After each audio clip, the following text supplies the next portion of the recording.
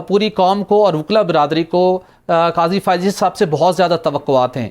آپ نے بھی بہت قریبی ان کا آپ اکثر ان کے اوپر آپ آبزرویشن دیتے رہے. آپ کیا توقع رکھتے ہیں کہ کن چیلنجز کا ان کو سامنا ہوگا، اور بالخصوص جو سپریم کورٹ میں اصلاحات کی ضرورت تھی اور اس کے ساتھ ساتھ جو بینچز کی تشکیل کا معاملہ تھا، جو آئین اور قانون کی پاسداری تھی، وہ کس حد تک آپ کو امپلیمنٹ ہوتی دکھائی دے گی؟ 2012 سے آنورڈ ان کا ہم ٹریک ریکارڈ دیکھیں تو وہ تو بہت آؤٹ سٹینڈنگ رہا ہے. ہمیشہ وہ ڈٹے رہے کہ آئین اور قانون کی پاسداری ہونی چاہیے. میمو گیٹ سکینڈل ہو، کوئٹہ کمیشن ہو، یا فیض آباد کے حوالے سے ان کا فیصلہ ہو.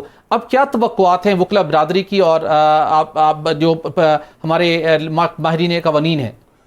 سہیل بھائی، ایک تو بہت زیادہ توقعات نہیں ہونی چاہیے. نہ کوئی سپر مین ہوتا ہے اور نہ کوئی ٹارزن ہوتا ہے، اور نہ کسی کا جانثار ہونا چاہیے. خیرخواہی یہی ہے کہ میرٹ کی بات کرنی چاہیے. جہاں تنقید ہو وہاں تنقید کرنی چاہیے، جہاں تعریف ہو وہاں تعریف کرنی چاہیے. کرنے کو تو بہت کچھ ہے، اور قاضی صاحب یقیناً ایک نیک نام جج ہیں. لیکن وہ جو بہت کچھ کرنے کو، اگر میں اس کو ایک فکرے میں بیان کروں نا سہیل صاحب، تو وہ یہ ہے کہ پاکستان کے نظام انصاف کو ڈی کالونائز کرنے کی ضرورت ہے.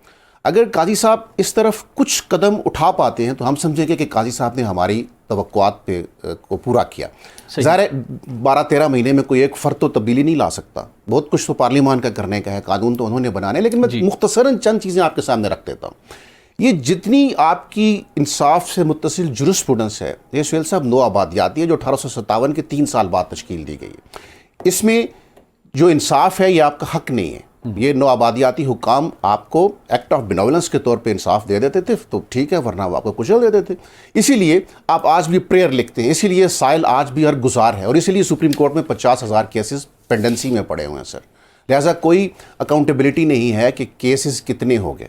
اپوائنٹمنٹ کا جو طریقہ کار نہیں ہے، یہ ہے تو کمزور ہے، اور اس کے اوپر سوال اٹھتے ہیں. اگین نو آبادیاتی لیگیسی ہے.